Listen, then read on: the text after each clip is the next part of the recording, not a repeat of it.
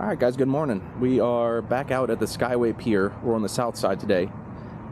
Started the morning fishing for Spanish mackerel. The problem is there's actually too much bait. I don't know if you can see it behind me here. Got to watch out for flying lures, but I'll show you. All that is bait out there. From about 150 yards into the pier, it's all bait. And a lot of times when you have that much bait, you just can't get to the fish because the fish have too many options. So, did get one nice Spanish mackerel here. Show you this guy. It's about an 18-incher to the fork. And then I just decided to switch up since the mackerel weren't biting. And let's see if I can get this guy.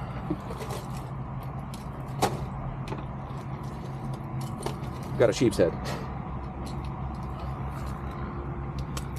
Oh, okay. It's about a 14-inch sheep's head there. So, yeah, fish aren't biting the way you expect. Sometimes you got to make a change. So what I'm using is a very simple rig. And I'll actually show you here real quick. Just using a small, 7-foot medium action rod.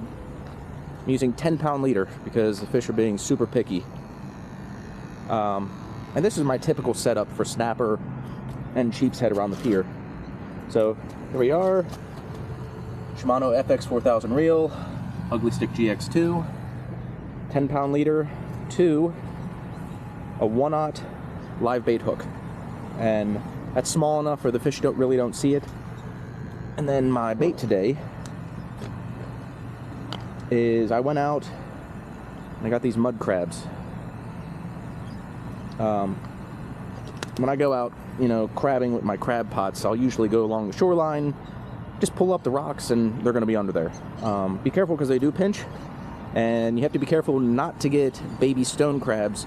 Baby stone crabs have stripes on their legs, just so you know.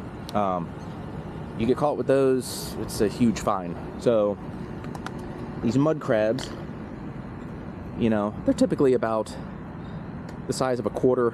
Sometimes a little bigger, sometimes a little smaller, but I like these size ones, the ones that are, about the size of a quarter or smaller, really.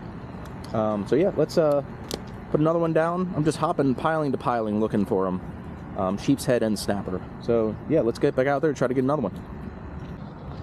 Just got one more here. Show you this guy. There's another. These are about 10.5, so if it was, more action, I'd be keeping them, about 12 inches and up. But because it's been so slow, I'm going to bring home something for dinner. So, yeah, let's try to get another one. I'll show you what I'm doing. All right, guys, it has been super slow out here. A fish here and there, but it's tough, filming for an hour and then maybe getting one bite. I know that you guys want to see action. So one thing you can do when you're not catching much, you can try to catch bait for either your current trip or bait for a trip that you're going to do in the future. Put it in the freezer. I have a vacuum sealer that I put my bait in. It helps keep it a little bit, better quality when you do thaw it. But what I'm using is you can see, let me see, it's a size 8 sabiki rig. I have an actual sabiki rod. It's a long tube that you reel the line through. It just makes it so it's easier to store in your vehicle because the sabiki rig itself has a ton of these little hooks and they're going to get caught on stuff. But yeah, all you do is tie it to your main line, put a little, 1 ounce weight on the end, and toss it over. So usually when you can see the bait, it's like shooting fish in a barrel. So let's see what we can do here.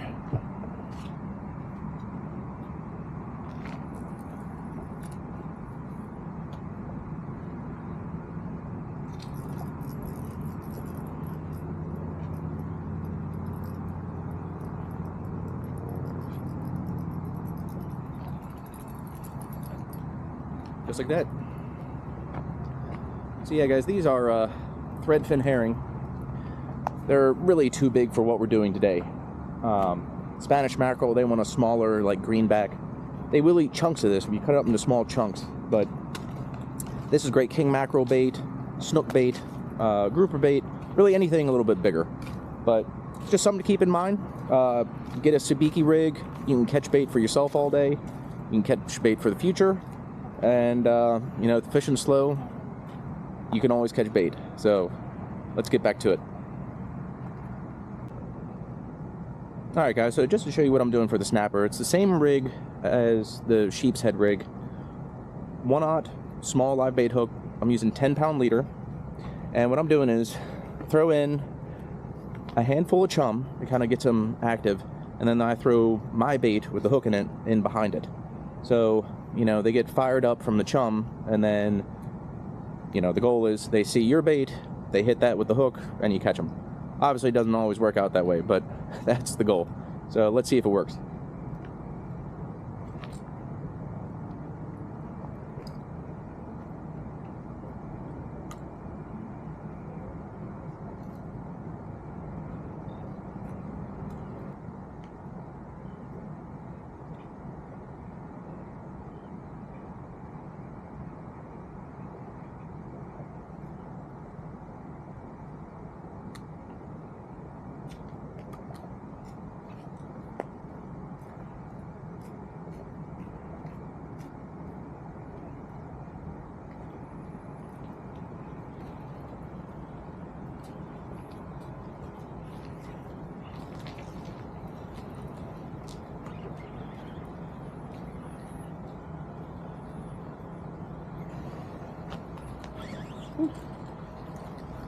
There we go, guys.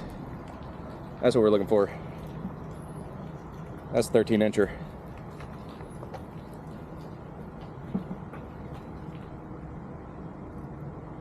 So guys, persistence paid off. Incoming tide just started. They definitely got, you know, more active. I can't get them unhooked. There we go.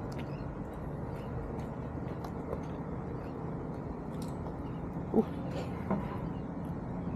So yeah guys, great snapper right there. So let's get another one.